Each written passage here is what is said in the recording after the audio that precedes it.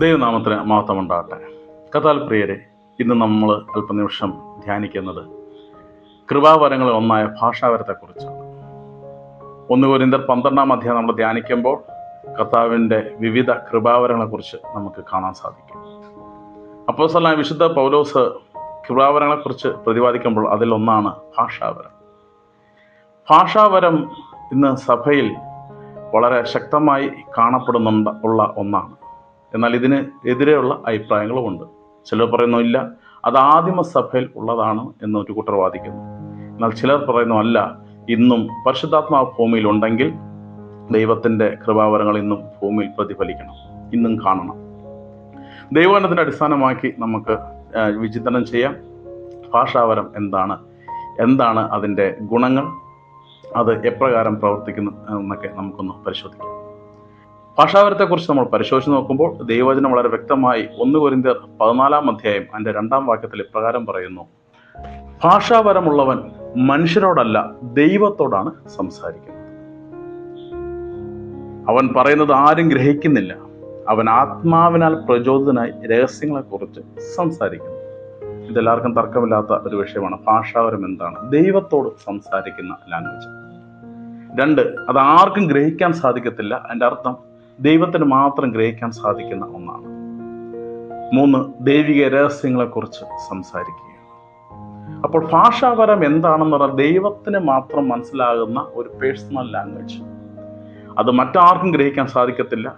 നിന്റെ പ്രാർത്ഥനാ വിഷയങ്ങളെ ചോർത്തുന്ന അന്ധകാര ശക്തിയുടെ ലോകത്തെ അവർക്ക് ഈ പ്രാർത്ഥന, ഭാഷാവരത്തിലുള്ള പ്രാർത്ഥന അവർക്ക് ഗ്രഹിക്കാൻ സാധിക്കില്ല. കാരണം ദൈവം നിനക്ക് അല്ലെങ്കിൽ ഒരു വിശ്വാസിക്ക് നൽകുന്ന ഒന്നാണ്. ഒരു പേഴ്സണൽ, ഒരു കമ്പി ആണ് ഭാഷാവരം എന്ന് നമുക്ക് വേണമെങ്കിൽ പറയാം. ദൈവത്തിന് മാത്രം ഗ്രഹിക്കാൻ സാധിക്കുന്ന ഒരു ലാംഗ്വേജ് ഭാഷാവരം. സ്തോത്ര, ഹല്ലേലൂയ. പുതിയ നിയമത്തിൽ ഭാഷാവരത്തെക്കുറിച്ച് കേൾക്കുമ്പോൾ എല്ലാം നമുക്ക് വളരെ വ്യക്തമായി ഓർമ്മ വരുന്നൊരു ഭാഗം അപ്പോസ്തല പ്രവർത്തനങ്ങളാണ്. പരിശുദ്ധാത്മാവ് അപ്പോസ്തലന്മാരുടെ മേൽ അഗ്നിജ്വാല പോലെ പിളർന്ന നാവുകളായിട്ട് ഇറങ്ങി വന്നപ്പോൾ അവരെല്ലാം ഭാഷകളിൽ സംസാരിച്ചു. സ്തോത്രം. ഭാഷാവരത്തെക്കുറിച്ച് നമ്മൾ പഠിക്കുമ്പോൾ പല തരത്തിൽ ഭാഷാവരത്തെക്കുറിച്ച് ബൈബിൾ പറയുന്നത് കാണാൻ സാധിക്കും.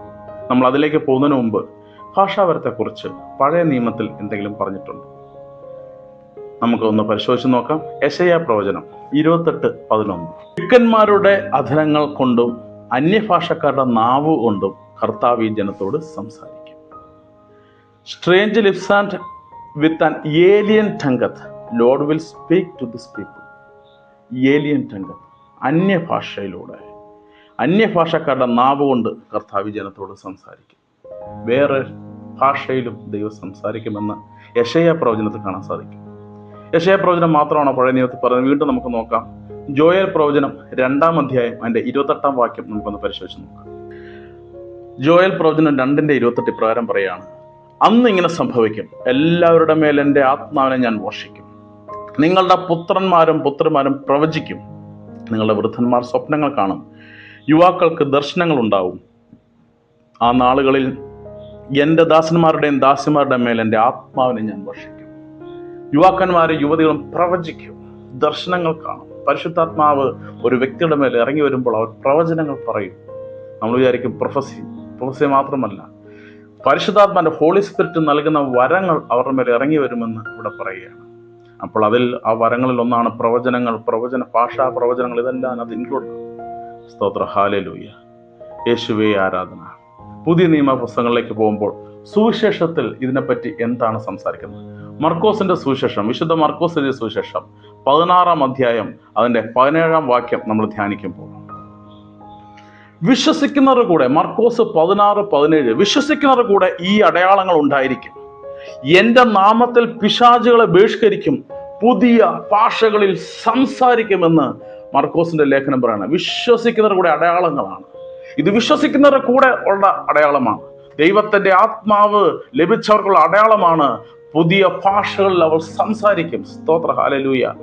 നമ്മൾ ലോകത്തിന്റെ അഭിപ്രായമല്ല നോക്കേണ്ടത്. ചിലർ ഇല്ല എന്ന് പറഞ്ഞ് നിന്നുപോയെന്ന് പറയുന്നു. എന്നാൽ ദൈവവചനം പറഞ്ഞു, വിശ്വസിക്കുന്നവരുടെ കൂടെ ഇന്ന് ഒരുവൻ വിശ്വസിച്ചാൽ, ഈ നിമിഷം ഒരുവൻ വിശ്വസിച്ചാൽ, ദൈവത്തിന്റെ ആത്മാവിനെ ഈ നിമിഷം ഒരുവന് ലഭിച്ചാൽ അവനോടുകൂടെ ഉണ്ടാകേണ്ട അടയാളമാണ് അവൻ പുതിയ ഭാഷകളിൽ സംസാരിച്ചിരിക്കണം. ആമേൻ, ഹല്ലേലൂയ. അപ്പോൾ വിശ്വസിക്കുന്നതോടെ ഈ അടയാളങ്ങൾ ഉണ്ടായിരിക്കും. സ്തോത്രം. ദൈവവചനം ഒരിക്കലും ഒരു പ്രത്യേക കാലഘട്ടത്തിലേക്കുള്ളതല്ല. ഇന്ന് ഒരുവൻ മാനസാന്തരപ്പെട്ടാൽ, ഇന്നൊരുവൻ വിശ്വസിച്ചാൽ, ഇന്നൊരുവൻ്റെ മേൽ പരിശുദ്ധാത്മാവ് വന്നാൽ അവൻ്റെ മേൽ ഈ അടയാളങ്ങൾ ഉണ്ടാകണം എന്ന് ദൈവവചനം നമ്മളെ പഠിപ്പിക്കുകയാണ്. സുവിശേഷത്തിലൂടെ കാണാൻ സാധിക്കും. വിശ്വസിക്കുന്ന കൂടെ ഈ അടയാളങ്ങൾ ഉണ്ടാവും. പുതിയ ഭാഷകൾ അവൻ സംസാരിക്കും. യേശുവെ ആരാധിക്കുന്നു, യേശുവെ സ്തോത്രം ചെയ്യുന്നു. കർത്താവിൽ പ്രിയരെ, ഭാഷാവരത്തെക്കുറിച്ച് സംസാരിക്കുമ്പോൾ ഭാഷാവരം മൂന്നായിട്ട് നമുക്ക് കാണാൻ സാധിക്കും. ഒന്ന്, ഭാഷയുടെ വരം. രണ്ട്, ഭാഷയുടെ പ്രവചനങ്ങൾ, ഭാഷാ പ്രവചനവരം.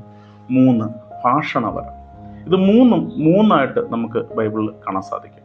ഒന്നാമതായിട്ട് ഭാഷാവരം. എന്താണ് ഭാഷാവരം? 1 കൊരിന്ത്യർ 13:2 നമ്മൾ ധ്യാനിക്കുമ്പോൾ, 1 കൊരിന്ത്യർ 13:1 നമ്മൾ ധ്യാനിക്കുമ്പോൾ അവിടെ പറയുകയാണ്, അവൻ മനുഷ്യരുടെയും ദൈവദൂതന്മാരുടെയും ഭാഷകളിൽ സംസാരിച്ചാലും എനിക്ക് സ്നേഹമില്ലെങ്കിൽ ഞാൻ മുഴങ്ങുന്ന ചെങ്ങിലയോ ചിലമ്പുന്ന കൈത്താളമാണ്. അവിടെ പറയുകയാണ് മനുഷ്യരുടെയും ദൈവദൂതന്മാരുടെയും ഭാഷകൾ, ഏഞ്ചലിക് ലാംഗ്വേജ്, ദൈവദൂതന്മാരുടെ ഭാഷ.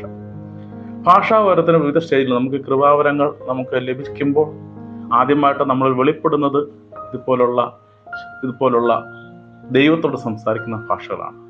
അതൊരു ഭാഷയാണ്, ദൈവദൂതന്മാരുടെ ഭാഷ.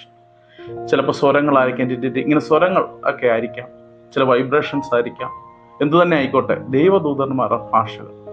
ഒരു വരങ്ങൾ സ്റ്റാർട്ട് ചെയ്യുമ്പോൾ നമുക്കറിയാം 30 മേനി, 60 മേനി, 100 മേനി, ഇങ്ങനെയാണ് പോകുന്നത്. വലുതല്ല ആദ്യം. നമുക്കതിൽ തുടക്കം പഠിച്ചാണ് നമ്മളതിൽ വളരുന്നത്. എല്ലാവരും അങ്ങനെ തന്നെയാണ്. ഇപ്പൊ കൃപാവരം, ഭാഷയുടെ കൃപാവരം നമുക്ക് ലഭിക്കുമ്പോൾ നമ്മൾ ദൈവത്തിന്റെ ഭാഷകളിൽ നിങ്ങൾക്ക് സംസാരിക്കാനുള്ള വരമാണ് ലഭിക്കുന്നത്. അത് നമ്മൾ പ്രാർത്ഥനയിൽ ദൈവത്തിന്റെ ആത്മാവ് നമുക്കതിൽ ബലപ്പെടുവാനായിട്ട് നമ്മൾ ഓർപ്പിക്കുകയാണ്. അപ്പൊ ദൈവത്തിന്റെ ദൂതന്മാരുടെ ഭാഷയുണ്ടെന്ന് ദൈവം നമ്മൾ ഓർപ്പിക്കുകയാണ്. 1 കൊരിന്ത്യർ 14 എന്തിനാണ് ഈ നമുക്ക് ഭാഷാവരം ലഭിച്ചാലുള്ള ഗുണം എന്താണ്? 1 കൊരിന്ത്യർ 14 അതിന്റെ 2 മുതൽ 4 വരെ നമുക്കൊന്ന് വായിച്ചു നോക്കാം. 1 കൊരിന്ത്യർ 14:2 ഭാഷാവരം ഉള്ളവൻ മനുഷ്യരോടല്ല ദൈവത്തോടാണ് സംസാരിക്കുന്നത്. നമ്മൾ ഓൾറെഡി വായിച്ചു കഴിഞ്ഞൊരു വചനഭാവമാണ്. അവൻ പറയുന്നത് ആരും ഗ്രഹിക്കുന്നില്ല, അവൻ ആത്മാവിലെ പ്രചോദനായി രഹസ്യങ്ങളെ കുറിച്ച് സംസാരിക്കുന്നു, നേരെ മറിച്ച് പ്രവചിക്കുന്നതിനാട്ടെ മനുഷ്യരോട് സംസാരിക്കുന്നു. ഇനി 4-ാം വാക്യം 1 കൊരിന്ത്യർ 14:4 എന്താണ് പറയുന്നത്? ഭാഷാവരത്തോടെ സംസാരിക്കുന്നത് തനിക്ക് തന്നെ അഭിവൃദ്ധി കൈവരുത്തുന്നു. ഒരുവന് ഭാഷാവരം ലഭിച്ചാൽ അവൻ ലഭിക്കുന്ന ദൈവത്തോടുള്ള പേഴ്സണൽ കണക്ഷനാണ്. ഒരു പേഴ്സണൽ ലാംഗ്വേജ് അവന് ദൈവം നൽകുകയാണ്. അവന്റെ പ്രാർത്ഥന മാത്രം കേൾക്കാൻ. അപ്പോൾ ആ ലാംഗ്വേജിൽ അവന് പേഴ്സണൽ പ്രവൽ ശക്തിപ്പെടാൻ സാധിക്കും. ദൈവത്തോട് നേരിട്ട് സംസാരിക്കാൻ തൻ്റെ തന്നെ അഭിവൃദ്ധിയാണ് അവന് ലഭിക്കുന്നതെന്ന് ദൈവവചനം 1 കൊരിന്ത്യർ 14:4 നമ്മളെ പഠിപ്പിക്കുകയാണ്. ഭാഷാവരത്തോടെ സംസാരിക്കുന്നവൻ തനിക്ക് തന്നെ അഭിവൃദ്ധി കൈവരുത്തുന്നു. പ്രവചിക്കുന്നതിനാട്ടെ സഭയ്ക്കും. നിങ്ങളെല്ലാവരും ഭാഷാവരത്തോടെ സംസാരിക്കണമെന്ന് ഞാൻ ആഗ്രഹിക്കുന്നുവെന്ന് അപ്പോസ്തലനായ വിശുദ്ധ പൗലോസ് അവിടെ രേഖപ്പെടുത്തുകയാണ്. എല്ലാവരും ഭാഷാവരത്തോടെ പ്രാർത്ഥിക്കണം. തൻ്റെ തന്നെ അഭിവൃദ്ധി മറ്റു വരങ്ങളിലേക്ക് എത്തിപ്പിടിക്കുവാൻ ഭാഷാവരം നമ്മളെ സഹായിക്കും. കാരണം ദൈവത്തോട് സംസാരിക്കാനുള്ള ഒരു ഭാഷ ദൈവം തന്നു കഴിഞ്ഞാൽ ആ ലാംഗ്വേജിൽ ദൈവവുമായിട്ട് പ്രാർത്ഥിച്ച് ശക്തിപ്പെടുവാൻ ആ ഭാഷാവരം ലഭിച്ചവന് സാധിക്കും. സ്തോത്ര, ഹല്ലേലൂയ. പരിശുദ്ധാത്മാവ് ഭാഷാവരം ഒരുവന് നൽകിയാൽ അവന് മറ്റു വരങ്ങളെ പ്രാപിക്കാൻ വളരെ എളുപ്പമാണ്. കാരണം ഭാഷാവരങ്ങളിൽ ദൈവവുമായിട്ട് നീ അടുപ്പത്തിലായാൽ, ദൈവവുമായിട്ട് ആത്മീയ ബന്ധം സ്ഥാപിച്ചാൽ, ദൈവവുമായിട്ട് പ്രാർത്ഥിച്ചാൽ, ആ പ്രാർത്ഥനയിലൂടെ നിനക്ക് അഭിവൃദ്ധി, നിന്റെ ഭവനത്തിൻ്റെ കഷ്ടതകളെ മാറ്റാൻ നിനക്ക് ഭാഷാവരത്തിൽ പ്രാർത്ഥിക്കാം. നീ രോഗത്തിലായിരിക്കാം, രോഗഭവനത്തിലാണെങ്കിൽ, രോഗാവസ്ഥയിൽ ഉണ്ടെങ്കിൽ അവിടെ എല്ലാം ഭാഷാവരത്തോടെ നമുക്ക് പ്രാർത്ഥിക്കാം. ദൈവത്തിന്റെ സാന്നിധ്യം ഇറങ്ങി വന്ന് അവിടെ സൗഖ്യപ്പെടുത്തും. അപ്പോൾ തനിക്ക് തന്നെ അഭിവൃദ്ധി, തൻ്റെ ആത്മീയ കാര്യത്തിൽ, ഭൗതിക കാര്യത്തിലെല്ലാം ദൈവത്തിന്റെ അഭിവൃദ്ധി ഇറങ്ങി വരുവാൻ ആ ഭാഷാവരത്തിന് സാധിക്കും എന്ന് ദൈവത്തിനെ ഓർപ്പിക്കുകയാണ്. അപ്പോസ്തലനായ വിശുദ്ധ പൗലോസ് ഓർപ്പിക്കുകയാണ്, നിങ്ങളെല്ലാവരും ഭാഷാവരത്തോടെ സംസാരിക്കണമെന്ന് ഞാൻ ആഗ്രഹിക്കുന്നു. ഒന്നാമതായിട്ട് നമ്മൾ കണ്ടു ഭാഷയുടെ വരം, ലാംഗ്വേജ് ഓഫ് ഏഞ്ചൽസ് എന്ന് ഇവിടെ വചനം പറയുന്നു. അല്ലെങ്കിൽ ദൈവത്തോട് സംസാരിക്കുന്ന ഒരു ഭാഷ, ഒരു സ്ട്രേഞ്ച് ലാംഗ്വേജ്, അത് ദൈവത്തിന് മാത്രം മനസ്സിലാകുന്ന ഒരു ലാംഗ്വേജ്, ദൈവത്തിനോട് സംസാരിക്കാനുള്ള പേഴ്സണൽ ലാംഗ്വേജ്.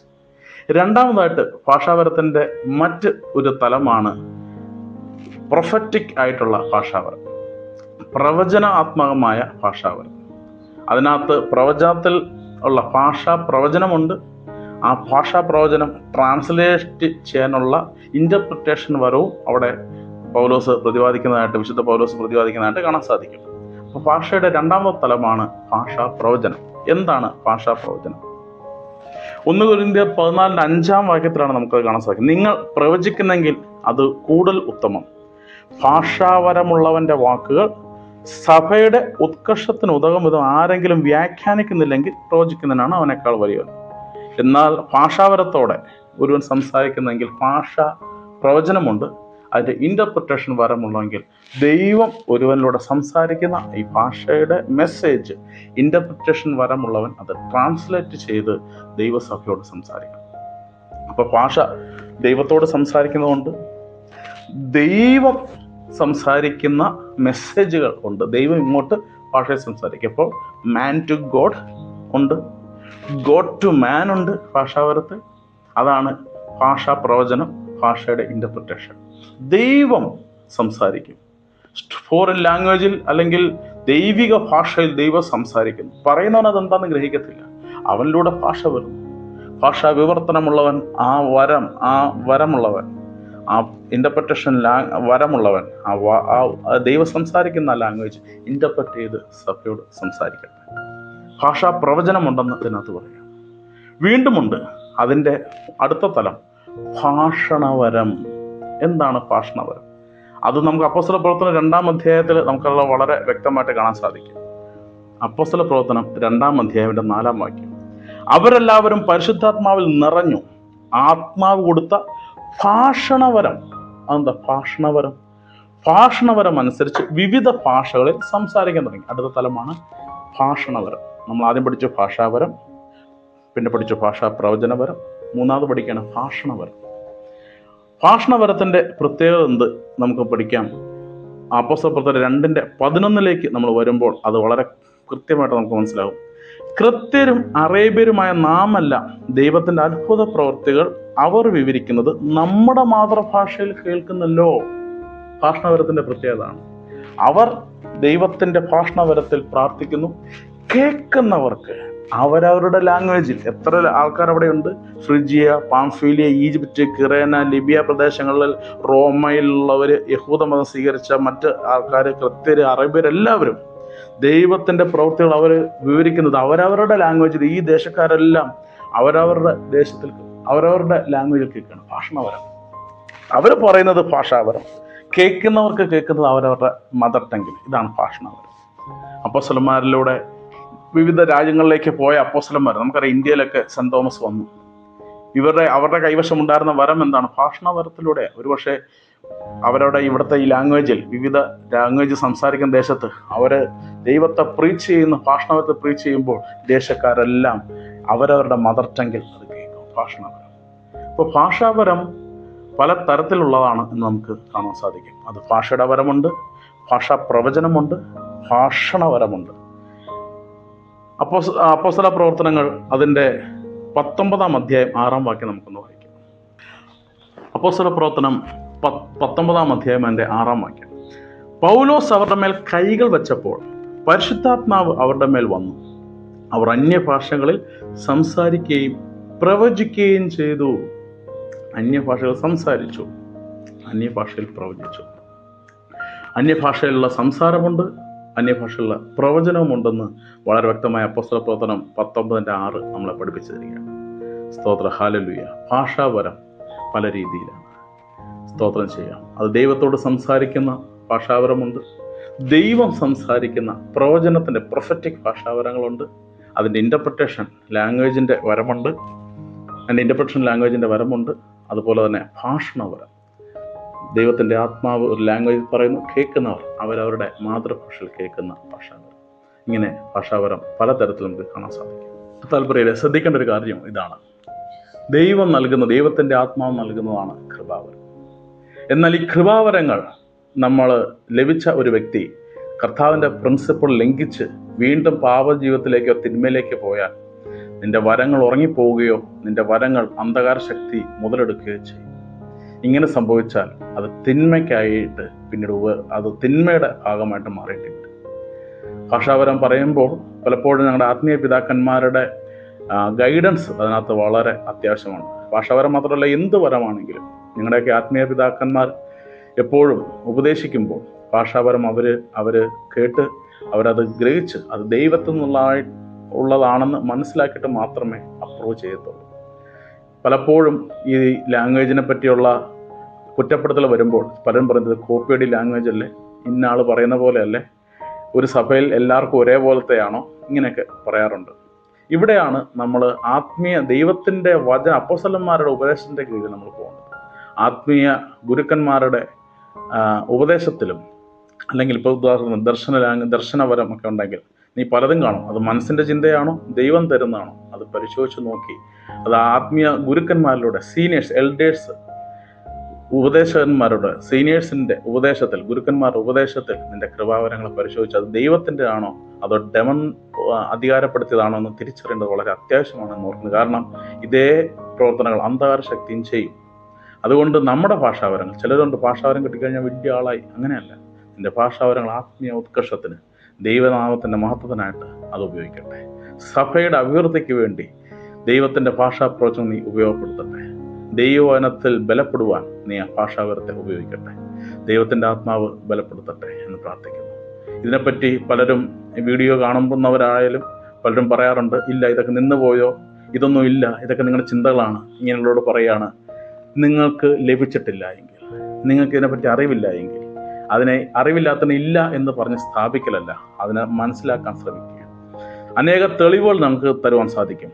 അനേക അനുഭവങ്ങൾ എന്ന് പറഞ്ഞാൽ ഭാഷാവരങ്ങളുള്ള സഭയിലേക്ക് നിങ്ങൾ വരൂ. ഭാഷാവരത്തിൻ്റെ ദൈവത്തിൻ്റെ പ്രവചനങ്ങൾ, ദൈവം ചെയ്യുന്ന ശുശ്രൂഷകൾ നിങ്ങൾ കാണൂ. നിങ്ങൾ കണ്ട് അനുഭവിച്ച് മനസ്സിലാക്കി, കണ്ട് അല്ല. കാണുന്നവൻ ഭാഷാവരത്തെ വചനം തന്നെ പറയാണ്. ഭാഷാവരമുള്ള ഒരു സഭയിൽ അവിശ്വാസി വന്നു കഴിഞ്ഞാൽ അവർ ഭ്രാന്ത് പറയാമെന്ന് പറയുമെന്ന് വചനം തന്നെ നമ്മളോട് പറയുന്നുണ്ട്. എന്നാൽ ഈ വരങ്ങൾ, കൃപാവരങ്ങൾ പരിശുദ്ധാത്മാവിൻ്റെയാണ്. ഒരുവൻ കൃപാവരത്തെ നിഷേധിക്കുന്നെങ്കിൽ നീ ദൈവത്തിൻ്റെ പരിശുദ്ധാത്മാവിനെ ആണ് നിഷേധിക്കുന്നത്. പരിശുദ്ധാത്മാവിനെതിരെ ചെയ്യുന്ന പാപങ്ങൾ ഈ ലോകത്തിലും വരുവാനുള്ള ലോകത്തിലും പൊറുക്കപ്പെടത്തില്ലെന്ന് ദൈവജനം പറയുകയാണ്. നമുക്ക് കൂടുതൽ ഇതിനെപ്പറ്റി പഠിക്കാം. കർത്താവ് നമ്മളെ ഏവരെ അനുഗ്രഹിക്കട്ടെ. നിങ്ങളുടെ അഭിപ്രായങ്ങൾ നിങ്ങൾ ഈ കമൻറ്റിൽ ചാറ്റ് ചെയ്യണമേ. നമ്മൾ കൂടുതൽ അതിനെപ്പറ്റി തുടർന്നും പഠിക്കുന്നതായിരിക്കുമെന്ന് ഓർപ്പിക്കുന്നു. കർത്താവ് ഏവരെ അനുഗ്രഹിക്കട്ടെ. God bless you.